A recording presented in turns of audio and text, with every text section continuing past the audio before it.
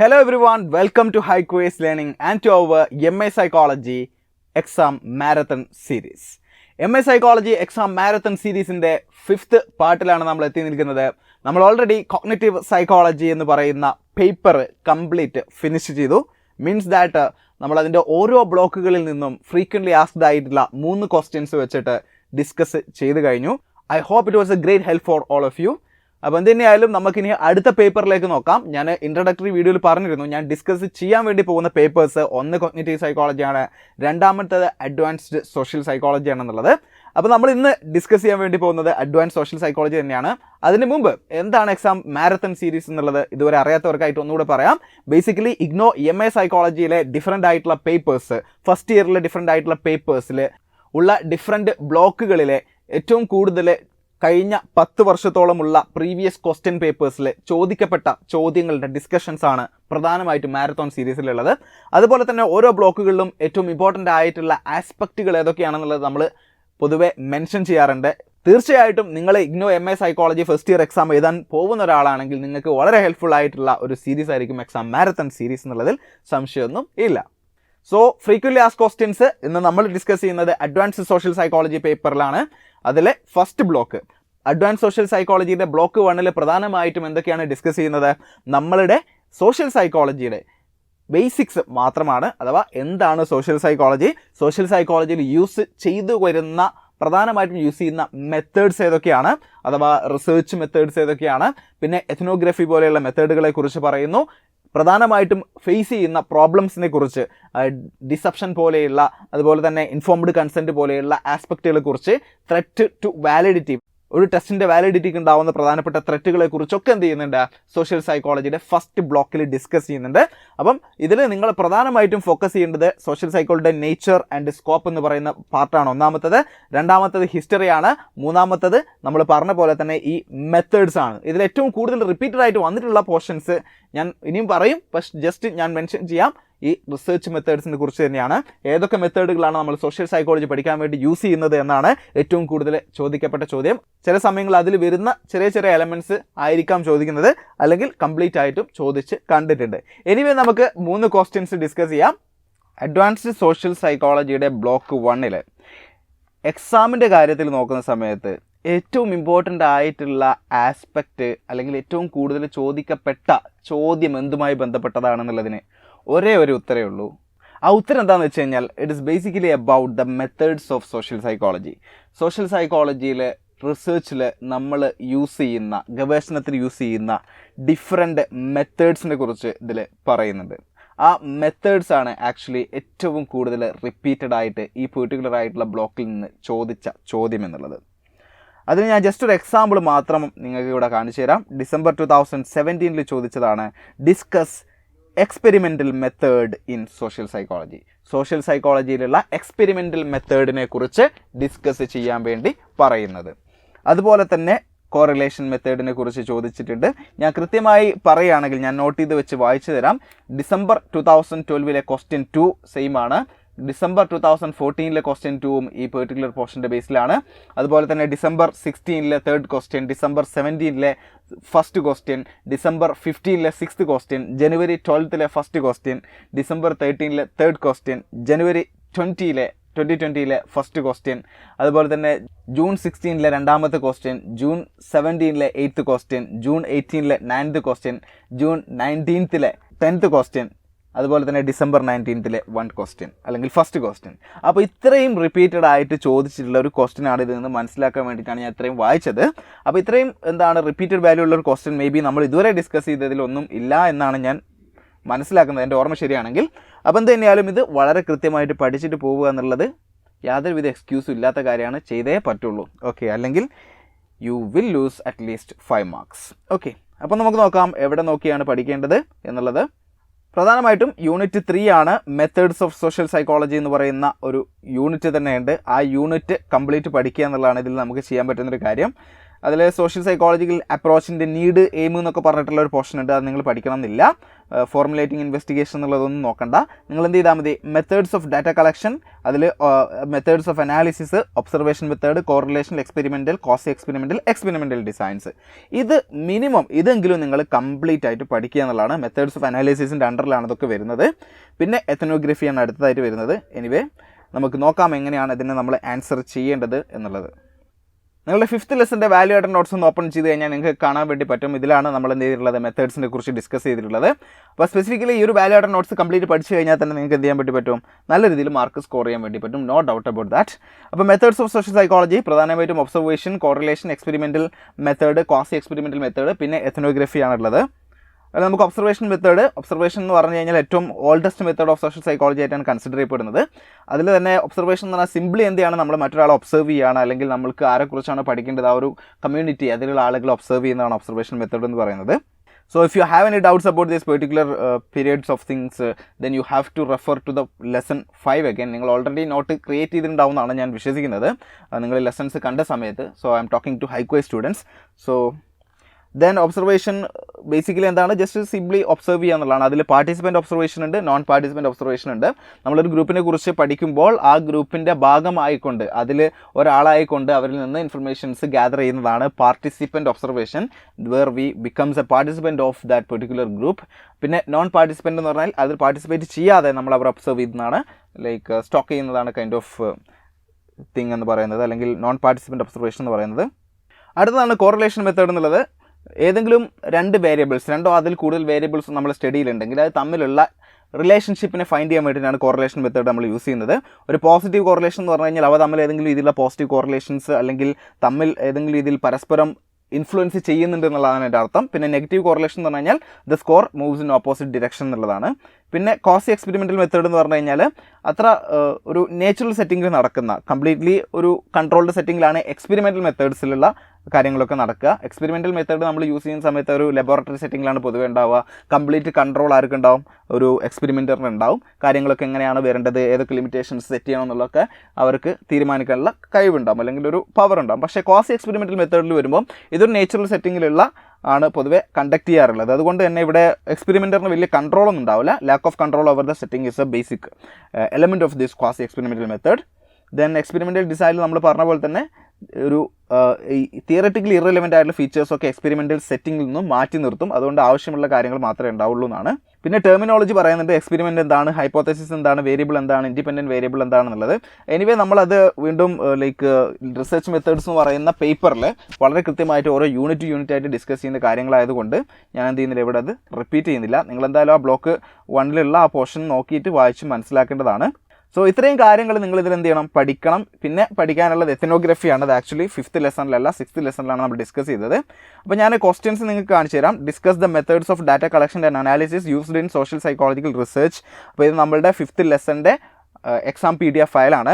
അപ്പോൾ ഇവിടെ ചോദിച്ചിരിക്കുന്ന അസൈൻമെൻറ്റ് 2019-20 ചോദിച്ചിട്ടുണ്ട്. ഞാൻ നേരത്തെ റിപ്പീറ്റഡ് ആയിട്ട് ചോദിച്ചു എന്ന് പറഞ്ഞ എല്ലാ ക്വസ്റ്റ്യൻ പേപ്പറും ഇവിടെ എന്ത് ചെയ്തിട്ടുണ്ട്, മെൻഷൻ ചെയ്തിട്ടുണ്ട്. ഐ തിങ്ക് എല്ലാം മെൻഷൻ ചെയ്തിട്ടില്ല, അതിൽ കൂടുതൽ നമ്മൾ എന്ത് ചെയ്തിട്ടുണ്ട്, ഇവിടെ മെൻഷൻ ചെയ്തിട്ടുണ്ട്.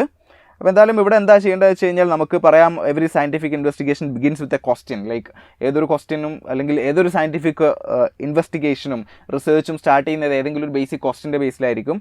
ഇതിങ്ങനെ സംഭവിച്ചാൽ അതെങ്ങനെയാവും, അതുപോലെ തന്നെ എന്തുകൊണ്ടാണ് മനുഷ്യന്മാർ ഇങ്ങനെ ബിഹേവ് ചെയ്യുന്നത്, അങ്ങനെ കൈൻഡ് ഓഫ് ക്വസ്റ്റ്യൻസ് ആണ് നമ്മൾ എന്ത് ചെയ്യുന്നത്, റിസർച്ചിലേക്ക് നയിക്കുന്നത്.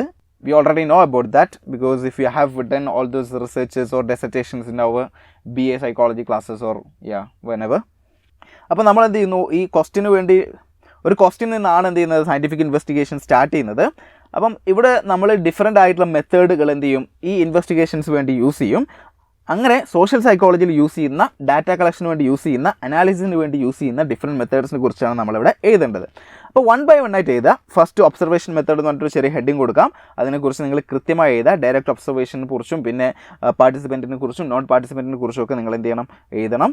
പിന്നെ എക്സ്പെരിമെൻ്റൽ മെത്തേഡിനെ കുറിച്ച് എഴുതണം. അങ്ങനെ ഓരോ മെത്തേഡ്സിനെ കുറിച്ച് നിങ്ങൾ 1 by 1 ആയിട്ട് വിത്ത് സബ് ഹെഡിങ്സ് എഴുതി കഴിഞ്ഞാൽ തന്നെ നിങ്ങൾക്ക് ഇതിൽ മാക്സിമം മാർക്ക് സ്കോർ ചെയ്യാൻ വേണ്ടി പറ്റും എന്നതാണ് നമ്മൾ മനസ്സിലാക്കുന്നത്. പിന്നെ ഒരു കൺക്ലൂഡിങ് പാരഗ്രാഫ് നിങ്ങൾക്ക് ഇഷ്ടമുള്ള രീതിയിൽ ചെയ്യാം. നമുക്ക് സോഷ്യൽ സൈക്കോളജി റിസർച്ച് എന്താണ് ഇപ്പോഴും നടന്നുകൊണ്ടിരിക്കുന്ന ഒരു സംഭവമാണ്. നമ്മൾ ഈ മെത്തേഡ്സൊക്കെ പല ഡിഫറെൻ്റ് ആയിട്ടുള്ള റിസർച്ചുകളിലും യൂസ് ചെയ്യുന്നുണ്ടെന്നൊക്കെ നിങ്ങൾക്ക് എന്ത് ചെയ്യാൻ വേണ്ടി പറ്റും, കൺക്ലൂഡ് ചെയ്യാൻ വേണ്ടി പറ്റും. അപ്പം ആ ഒരു ക്വസ്റ്റ്യനിൽ ഇത്ര കാര്യങ്ങളാണ് നിങ്ങൾ ശ്രദ്ധിക്കേണ്ടത്. ഓരോ മെത്തേഡും നിങ്ങൾ കൃത്യമായി പഠിക്കുക, എങ്ങനെയാണ് അത് തമ്മിൽ ഡിഫറൻഷ്യേറ്റ് ചെയ്യുന്നത്, അഥവാ കോറിലേഷൻ മെത്തേഡും ക്വാസി എക്സ്പെരിമെൻ്റൽ മെത്തേഡും തമ്മിലുള്ള ഡിഫറൻസ് എന്താണ്, ക്വാസി എക്സ്പെരിമെൻ്റൽ മെത്തേഡും എക്സ്പെരിമെൻ്റൽ മെത്തേഡും തമ്മിലുള്ള ഡിഫറൻസ് എന്താണ്, ഇതൊക്കെ നിങ്ങൾ പഠിക്കണം. കാരണം ചിലപ്പോൾ അങ്ങനെ ചോദിക്കാനും സാധ്യതയുണ്ട്. എങ്ങനെ differentiate between quasi experimental and experimental methods എന്ന് പറഞ്ഞിട്ട് 5 മാർക്കിന് ചോദിച്ചു കഴിഞ്ഞാൽ നിങ്ങൾക്ക് അതിൻ്റെ ഡിഫറൻസും അറിയേണ്ടതായിട്ട് ഉണ്ട്. Anyway, that is all about the first most frequently asked question. Now let's discuss about the second one. Next question is about ethnography. എത്തനോഗ്രഫിയെ കുറിച്ചുള്ള questions December 2012, December 2013, June 2016, June 2019 ഈ ക്വസ്റ്റ്യൻസിലൊക്കെ എന്ത് ചെയ്തിട്ടുണ്ട്, ചോദിച്ചിട്ടുണ്ട്. ബേസിക്കലി ചോദിക്കുന്നത് ക്യാരക്ടറിസ്റ്റിക്സ് ഓഫ് എത്തനോഗ്രഫിയെ കുറിച്ചാണ്. അപ്പം ആ ക്യാരക്ടറിസ്റ്റിക്സും പിന്നെ സ്റ്റെപ്സ് ഇൻ എത്തനോഗ്രഫിക് മെത്തേഡും അതെന്ത് ചെയ്യണം, നിങ്ങൾ കൃത്യമായി പഠിക്കണം. അതർ മെത്തേഡ്സ് ഓഫ് എത്തനോഗ്രഫി അങ്ങനെ ചോദിച്ച് കണ്ടിട്ടില്ല. ബട്ട് സ്റ്റിൽ മേ ബി എന്താണ് മെറ്റാ അനാലിസിസ്, എന്താണ് ടാസിറ്റ് നോളജ്, എന്താണ് സിംപിൾസ്, സിറ്റുവേഷൻ റിഡക്ഷൻ എന്താണ്, എത്തിക് പെർസ്പെക്റ്റീവ് എന്താണെന്നൊക്കെ മേ ബി 3 മാർക്കിനോ there is a possibility for 5 marks also അങ്ങനെ ചോദിക്കാനുള്ള സാധ്യതയുണ്ട്. അപ്പോൾ അതും കൂടെ നിങ്ങൾ എന്ത് ചെയ്യണം, പഠിക്കണം. എത്തനോഗ്രഫി എന്താണെന്നുള്ളത് നമ്മൾ വാല്യൂ ആഡഡ് നോട്ട് 6 പറഞ്ഞിട്ടുള്ളത്. അത് ജസ്റ്റ് എന്ത് ചെയ്യാം, നമുക്കൊന്ന് നോക്കാം എന്തൊക്കെയാണെന്നുള്ളത്. എത്തനോഗ്രഫി ബേസിക്കലി ഒരു കൾച്ചറിനെ കുറിച്ച് അല്ലെങ്കിൽ ഒരു ഗ്രൂപ്പ് ഓഫ് പീപ്പിളിനെ കുറിച്ച് നമ്മൾ നടത്തുന്ന ലോഞ്ചിറ്റ്യൂഡിനൽ ആയിട്ടുള്ള സ്റ്റഡീസിനെയാണ് നമ്മൾ എത്തനോഗ്രഫി എന്ന് പറയാം. അപ്പോൾ എത്തനോഗ്രാഫേഴ്സ് എന്താ ചെയ്യുക, ഒരു കൾച്ചറിൽ പോയിട്ട് അവിടുത്തെ ഒരു ആളായി മാറിയിട്ട് ആ കൾച്ചറിനെ കുറിച്ച്, അവിടുത്തെ ആളുകളുടെ വിശ്വാസങ്ങളെക്കുറിച്ച്, അവരുടെ ബിഹേവിയേഴ്സിനെ കുറിച്ച്, അവരുടെ നാട്ടുനടപ്പിനെ കുറിച്ചൊക്കെ വളരെ ഡീപ്പായിട്ടുള്ള ഇൻഫർമേഷൻസ് ഗ്യാദർ ചെയ്തുകൊണ്ട് ആ ഇൻഫർമേഷനെ സ്റ്റാറ്റിസ്റ്റിക്കലോ അല്ലാതെ അനലൈസ് ചെയ്തിട്ട് ഇൻ്റർപ്രറ്റ് ചെയ്തിട്ട് ഒരു കൺക്ലൂഷനിലേക്ക് എത്തുകയാണ് എത്തനോഗ്രാഫേഴ്സ് ചെയ്യുന്നത്. അപ്പോൾ നമ്മൾക്കൊക്കെ എന്താണ്, ഒരു പെർട്ടിക്കുലർ ട്രൈബിനെ കുറിച്ച് പഠിക്കണം, ആ ട്രൈബിൽ ആളുകളെ കുറിച്ച് പഠിക്കണം എന്നുള്ള ആഗ്രഹമുണ്ടെങ്കിൽ തീർച്ചയായിട്ടും നമുക്ക് എത്തനോഗ്രഫി എന്ന് പറയുന്ന മെത്തേഡ് യൂസ് ചെയ്യാവുന്നതാണ്. But it may take more time than the other type of researches എന്നുള്ളത് കൂടെ നിങ്ങൾ ഒന്ന് മൈൻഡിൽ കീപ്പ് ചെയ്യുക. Because it usually takes some time to get acquainted with the new community that we are going to live with or we are going to collect data from. Okay, അപ്പോൾ എന്തായാലും ethnography എന്താണെന്നുള്ളതിൻ്റെ ഒരു basic ആണ് ഞാൻ പറഞ്ഞു തന്നത്. അപ്പോൾ ഇതിൽ കുറേ സ്റ്റെപ്സും സംഭവങ്ങളൊക്കെ ഉണ്ട്. ക്യാരക്ടറിസ്റ്റിക്സ് ആണ് ഒന്നാമത്തത്. Ethnography is characterized by gathering data from a range of sources. അതായത് ഒരു പെർട്ടിക്കുലർ സോഴ്സിൽ നിന്ന് മാത്രമല്ല എത്തനോഗ്രാഫേഴ്സ് എന്ത് ചെയ്യുക, ഇൻഫർമേഷൻ ഗ്യാദർ ചെയ്യുക. പിന്നെയോ അവർ ഇൻ്റർവ്യൂസിൽ നിന്നും, ഒബ്സർവേഷനിൽ നിന്നും, കോൺവെർസേഷൻസിൽ നിന്നും, ഓൾറെഡി ആ ഒരു കമ്മ്യൂണിറ്റിയെ കുറിച്ചുള്ള ഡോക്യുമെൻറ്റ്സിൽ നിന്നൊക്കെ എന്ത് ചെയ്യുന്നുണ്ട്, ഇൻഫർമേഷൻസും ഡാറ്റയും ഗ്യാദർ ചെയ്യുന്നുണ്ട്, കളക്ട് ചെയ്യുന്നുണ്ട്. Studying behaviour in everyday context ആണ് എന്ത് ചെയ്യുന്നത്, എത്തനോഗ്രാഫേഴ്സ് ചെയ്യുന്നത്. ഓരോ ദിവസവും അവരുടെ എവറിഡേ കണ്ടെക്സ്റ്റ് എന്ന് പറഞ്ഞു കഴിഞ്ഞാൽ അവരുടെ ദൈനംദിന ജീവിത ചര്യകൾ എന്തൊക്കെയാണെന്ന് നോക്കി മനസ്സിലാക്കുകയാണ് എത്തനോഗ്രാഫേഴ്സ് ചെയ്യുന്നത്. ഇതിൽ പ്രധാനമായിട്ടും ഒരു അൺസ്ട്രക്ചേർഡ് അപ്രോച്ചാണ് യൂസ് ചെയ്യുക. പ്രത്യേകിച്ച് ഒരു സ്ട്രക്ചറോ ഓൾറെഡി ഡിസൈഡഡ് ആയിട്ടുള്ള ക്വസ്റ്റ്യൻസോ ആയിരിക്കില്ല ബേസിക്കലി നമ്മൾ എത്തനോഗ്രഫിയിൽ യൂസ് ചെയ്യുന്നത്. It comprises N in depth study of 1 or 2 situations എന്നാണ്. ഒരു പെർട്ടിക്കുലർ സിറ്റുവേഷനെ കുറിച്ചോ പെർട്ടിക്കുലർ കമ്മ്യൂണിറ്റിയെ കുറിച്ചുള്ള വളരെ ഡീപ്പായിട്ടുള്ള ഇൻ ഡെപ്ത് സ്റ്റഡീസാണ് എന്ത് ചെയ്യുന്നത്, എത്തനോഗ്രാഫേഴ്സ് ചെയ്യുന്നത്. അപ്പോൾ ഇത്രയും ക്യാരക്ടറിസ്റ്റിക്സ് ആണ് എത്തനോഗ്രഫിക്ക് ഉള്ളത്. ഇതിൻ്റെ സ്റ്റെപ്സ് എന്ന് പറഞ്ഞു കഴിഞ്ഞാൽ ഒന്നാമത്തെ സ്റ്റെപ്പ് എന്ന് പറഞ്ഞു കഴിഞ്ഞാൽ സെലക്ഷൻ ഓഫ് കൾച്ചറാണ്. അങ്ങനെ പറഞ്ഞു കഴിഞ്ഞാൽ ഏത് കൾച്ചറിനെ കുറിച്ചാണ് പഠിക്കേണ്ടത് എന്ന് എത്തനോഗ്രാഫ് തീരുമാനിക്കുകയാണ്. ഫസ്റ്റിൽ selection of A culture and review of literature. അതിൽ 2 കാര്യങ്ങളാണ് ഒന്നാമത്തെ സ്റ്റെപ്പിൽ. കൾച്ചർ സെലക്ട് ചെയ്യുന്നു, ഏത് കൾച്ചറിനെ കുറിച്ചാണ് പഠിക്കേണ്ടതെന്ന് സെലക്ട് ചെയ്യുന്നു, തീരുമാനിക്കുന്നു. എന്നിട്ട് ആ കൾച്ചറിനെ കുറിച്ച് ഓൾറെഡി നടന്ന സ്റ്റഡീസിനെ കുറിച്ച് പഠിക്കുക, ആ സ്റ്റഡീസിൽ എന്താണ് പറഞ്ഞതെന്നുള്ളത് റിവ്യൂ ചെയ്യുക എന്നുള്ളതാണ്. രണ്ടാമത്തെ സ്റ്റെപ്പാണ് ഗെയിനിങ് എൻട്രൻസ്. അതിനെക്കുറിച്ചുള്ള ഇൻഫർമേഷൻസ് ഒക്കെ നമ്മൾ എന്താണ് മനസ്സിലാക്കി എവിടെയാണ് പോകേണ്ടത്, എവിടെയാണ് പഠിക്കേണ്ടതെന്ന് തീരുമാനിച്ചു. പിന്നെ ആ കമ്മ്യൂണിറ്റിയിലേക്ക് നമ്മൾ എന്താണ് എൻറ്റർ ചെയ്യുകയാണ്. അവിടുത്തെ ഒരു അംഗമായിട്ട് മാറുന്ന ഒരു പ്രോസസ്സാണ് ഗെയിനിങ് എൻട്രൻസ് എന്നുള്ളത്. പിന്നെ മൂന്നാമത്തതാണ് ഇൻഫർമേഷൻസ് ഗ്യാദർ ചെയ്യുക എന്നുള്ളത്. ഓൾറെഡി നമ്മൾ ആ കമ്മ്യൂണിറ്റിയുടെ ഭാഗമായി അവരുടെ ആളുകളിൽ നിന്നും അവരറിയാതെയോ അറിഞ്ഞുകൊണ്ടോ നമ്മളെന്താണ് ഇൻഫർമേഷൻ ഗ്യാദർ ചെയ്യാണ് മൂന്നാമത്തെ സ്റ്റെപ്പ് ഓഫ് എത്തനോഗ്രഫി. നാലാമത്തെ സ്റ്റെപ്പ് എന്ന് പറഞ്ഞു കഴിഞ്ഞാൽ data analysis and theory development ആണ്. നമ്മൾ ഓൾറെഡി കിട്ടിയ ഇൻഫർമേഷൻസിൻ്റെ ബേസിൽ എന്ത് ചെയ്യുന്നു, ഡാറ്റ അനലൈസ് ചെയ്ത് ഒരു തിയറി ഡെവലപ്പ് ചെയ്യുന്നു, കൺക്ലൂഷനിലേക്ക് എത്തുന്നു എന്നുള്ളതാണ്. ഇത്രയും സ്റ്റെപ്സാണ് എത്തനോഗ്രഫിയിലുള്ളത്. പിന്നെ methods of ethnography, macro ethnography ഉണ്ട്. ഒരു ബ്രോഡ്ലി ഡിഫൈൻഡ് കൾച്ചർ ഗ്രൂപ്പിനെ കുറിച്ച് പഠിക്കുകയാണെങ്കിൽ മാക്രോ എത്തനോഗ്രഫിയാണ്. ഫോർ എക്സാമ്പിൾ ഇന്ത്യൻസ് എന്ന് പറയുമ്പോൾ ഒരുപാട് ആളുകളുണ്ട്, ഒരുപാട് കൾച്ചേഴ്സ് അതിൻ്റെ അണ്ടറിൽ വരുന്നുണ്ട്. അതാണ് മാക്രോ എത്തനോഗ്രഫി. മൈക്രോ എത്തനോഗ്രഫി എന്ന് പറഞ്ഞു കഴിഞ്ഞാൽ അതിൻ്റെ ക്വൈറ്റ് ഓപ്പോസിറ്റ് ആണ്. അതായത് അത്ര ബ്രോഡ്ലി ഡിഫൈൻഡ് അല്ലാത്ത സ്പെസിഫിക് ഗ്രൂപ്പുകളെ കുറിച്ച് പഠിക്കുന്നതാണ്.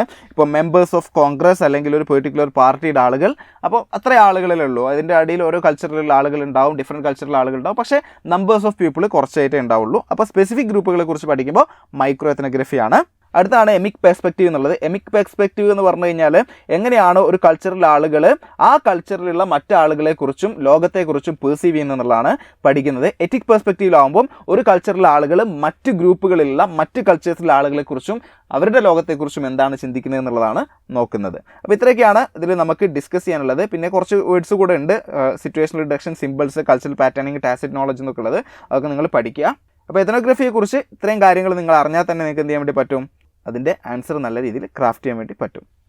അടുത്തായിട്ട് നമ്മൾ ഡിസ്കസ് ചെയ്യുന്നത് ഹിസ്റ്ററി ഓഫ് സോഷ്യൽ സൈക്കോളജിയെക്കുറിച്ചാണ്. അത് ഒരുപാടൊന്നും ചോദിച്ചിട്ടില്ല, അതായത് നമ്മൾ ഇതുവരെ ഡിസ്കസ് ചെയ്ത 2 ക്വസ്റ്റ്യൻസിൻ്റെ അത്ര ഫ്രീക്വൻ്റ് ആയിട്ട് ചോദിച്ചിട്ടില്ലെങ്കിൽ പോലും എന്താണ് ഇമ്പോർട്ടൻ്റ് ആയിട്ടുള്ള ആസ്പെക്റ്റ് ആയിട്ട് നമുക്ക് കൺസിഡർ ചെയ്യാൻ പറ്റുന്നത് തന്നെയാണ് ഹിസ്റ്ററിക്കൽ ആസ്പെക്റ്റ് എന്നുള്ളത്.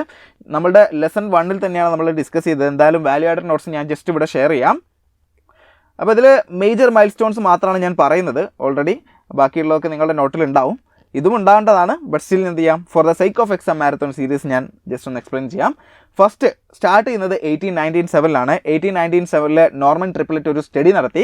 എന്താണ് സ്റ്റഡിയുടെ ടോപ്പിക് എന്ന് വെച്ച് കഴിഞ്ഞാൽ നമ്മളുടെ പെർഫോമൻസ്, നമ്മൾ ഓരോ കാര്യങ്ങൾ എങ്ങനെയാണ് പെർഫോം ചെയ്യുന്നത് എന്നുള്ളതും ആ പെർഫോമൻസുകളിൽ മറ്റുള്ള ആളുകൾ, അതേഴ്സ് എങ്ങനെയാണ് ഇൻഫ്ലുവൻസ് ചെയ്യുന്നത്, സ്വാധീനിക്കുന്നത് എന്നുള്ളതും മനസ്സിലാക്കാൻ വേണ്ടിയിട്ട് നോർമൻ ട്രിപ്ലറ്റ് നടത്തിയ 1897 സ്റ്റഡിയാണ് മൈൽ സ്റ്റോണിലെ ആദ്യത്തെ ഇയർ എന്ന് പറയുന്നത്.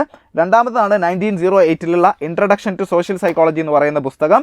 അത് റിലീസ് ചെയ്തത് വില്യം മക്ഡോവൽ ആണ്. പിന്നെ 1908 തന്നെ സോഷ്യൽ സൈക്കോളജി എന്ന് പറയുന്ന ഒരു ബുക്ക് കൂടെ ഇറങ്ങിയിട്ടുണ്ട്. സോഷ്യോളജിസ്റ്റ് ആയിട്ടുള്ള എഡ്വാർഡ് എ റോസ് ആണ് അത് റിലീസ് ചെയ്തിട്ടുള്ളത്, അല്ലെങ്കിൽ അത് പബ്ലിഷ് ചെയ്തിട്ടുള്ളത്. അദ്ദേഹമാണ് അതിൻ്റെ ഓതർ. പിന്നെയാണ് 1924 ആദ്യത്തെ സോഷ്യൽ സൈക്കോളജിയുടെ ടെക്സ്റ്റ് ബുക്ക്. അപ്പോൾ ടെക്സ്റ്റ് ബുക്ക് എന്ന് പറയുമ്പം എക്സ്പെരിമെൻ്റൽ റിസർച്ചിൻ്റെ ബേസിലുള്ള ടെക്സ്റ്റ് ബുക്കാണ്.